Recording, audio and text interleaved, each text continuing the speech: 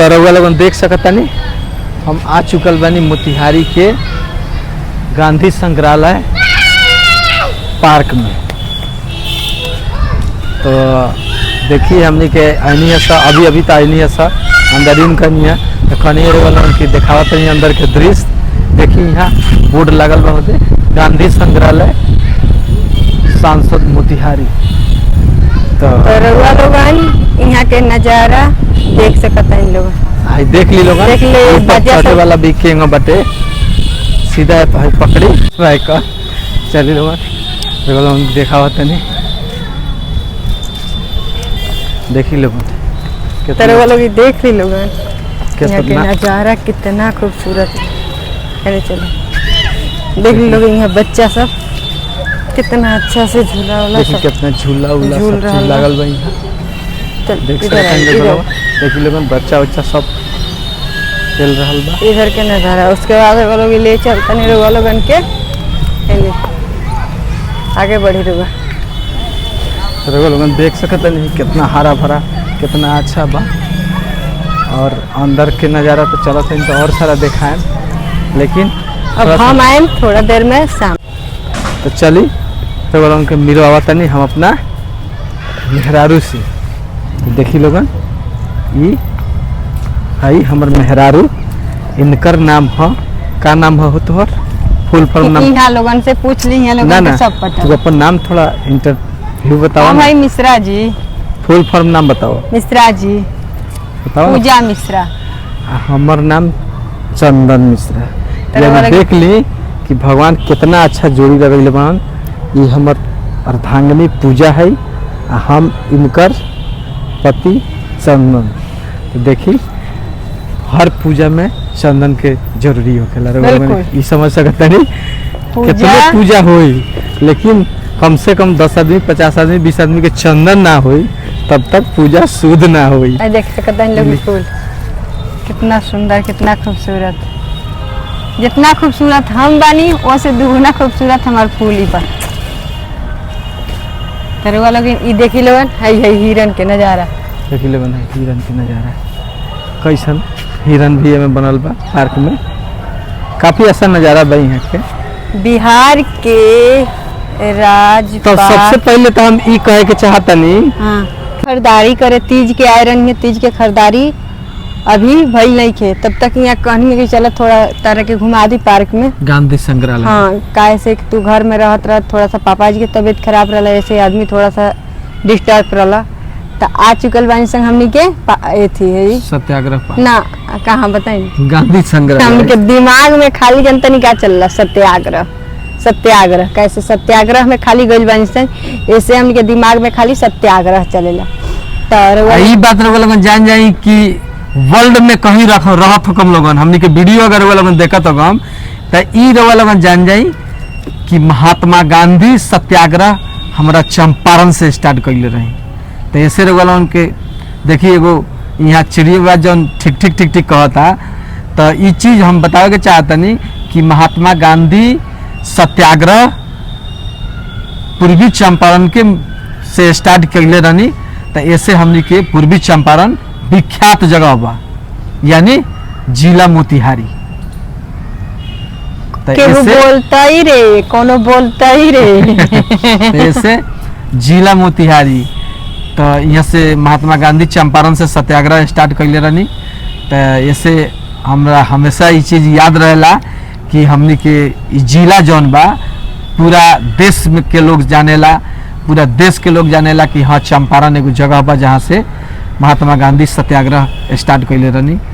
तो आज उनके नाम पर ही पार्क बनल बा महात्मा गांधी सत्याग्रह पार्क। वही पार्क के अंदर हमनी का इन कैले बनी। तो बोलन कि हम वही कहनी कि अंदर के नज़ारा हम कुछ दिखावत तनी। पूजा और कुछ कहू ना अब कुछ ना कहे ना कह चलते थोड़ा सा उन्हें घूम ले थोड़ा सा वीडियो ब्लॉग शूट कर ले। खुश बाड़ू बहुत खुश बानी। और कुछ कहू अपना पति के बारे में भी कुछ कहू तो कह सकेलू।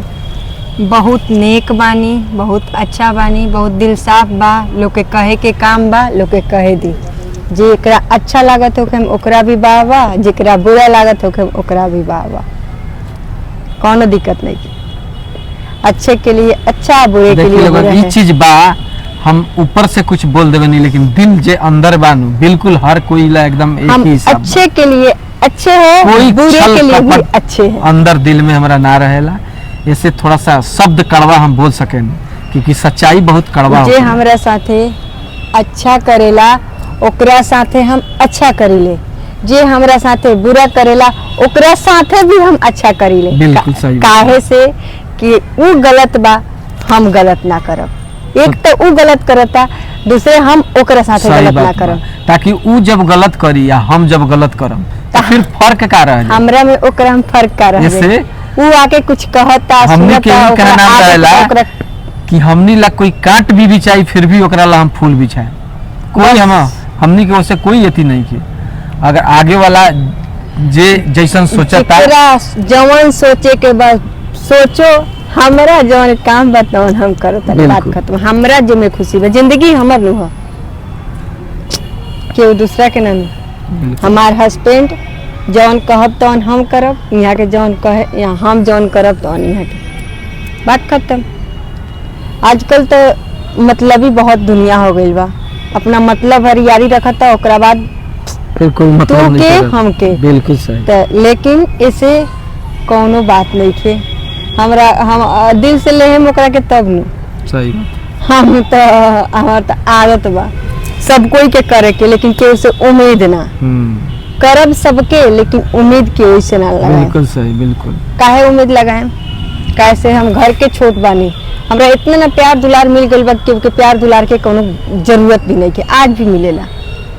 सबसे छोट घर में बच्चा के का अहमियत होकेला, जे छोट होई ओकरा पता होई। ठीक, तो चलता है संग अब हमनी के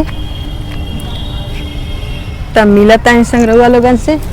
बस आशीर्वाद दी लोगन कि हमनी के जोड़ा आबाद रहो, बस इतने कामना करब लोगन, दोसर कुछ न चाहिए। और लोगन हमनी के सपोर्ट करी, ब्लॉग रील सब चीज देखत रही कि हमनी के बहुत उम्मीद बा रउआ लोगन से।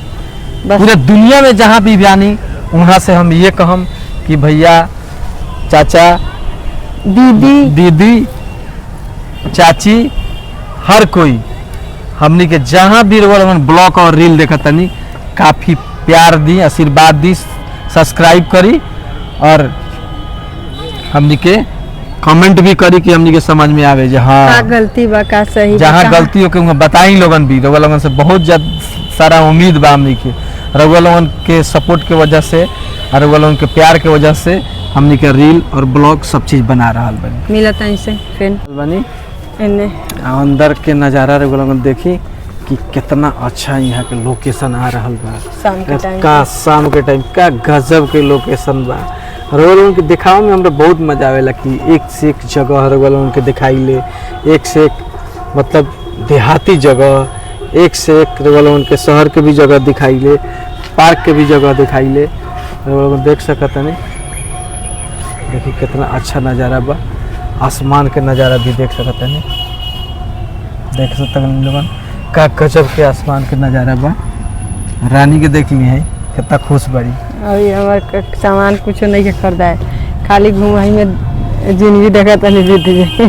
ठीक है ना बा, घूमत तारू तो ऐसे ज़्यादा शौक कथी हो बात सही बा। तोरा से हमरा से अगर हमनी के ब्लॉग और रील इतना लोग देख रहल बा तो हमनी के इससे ज़्यादा खुश नसीब थोड़े हो। बात सही बा। बहुत ज़्यादा खुश नसीब बने केहू कि के भी घर से जितना प्यार दुलार सपोर्ट ना मिलेला न, उतना बाहर से मिलेला। इस सबके साथ ऐसा होला, उहे हमनियों के साथे बा। लेकिन हमने के घरे हमरा घरे हमरा सास ससुर के हमरा सपोर्ट बा। हमरा सबसे मेन शादी के बाद सास ससुर और हस्बैंड, ओकरा बाद सास ससुर। तो हमार सब कोई केहू के हम मन के दुखी नहीं पहुँचैले कि कोनो बात से तकलीफ होई आ दुखी होई। हमनी के ब्लॉग से कोनो कोई के दिक्कत नहीं के, सब कोई खुश बा, सब कोई खुश बा, तभी हम खुश बानी।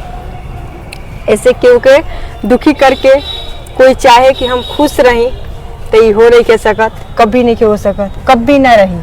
कोई के दुखी आत्मा के दुख पहुंचा के, चोट पहुंचा के ना। देखी लोगन एकदम शाम के समय बा, आसमान के भी नज़ारा देख ली। जेंग हमनी का मुस्का रहल बनी आसमान में देख ली। सुना ना दे तोहरा में बसे राजा हमारो परानावा हो, रात दिन रहे बस तोहरे ध्यानावा हो। मन झूमे नचे गावे जब तोहरा के पावे, बड़ा नीक लगे राजा तोहरा संगवा हो।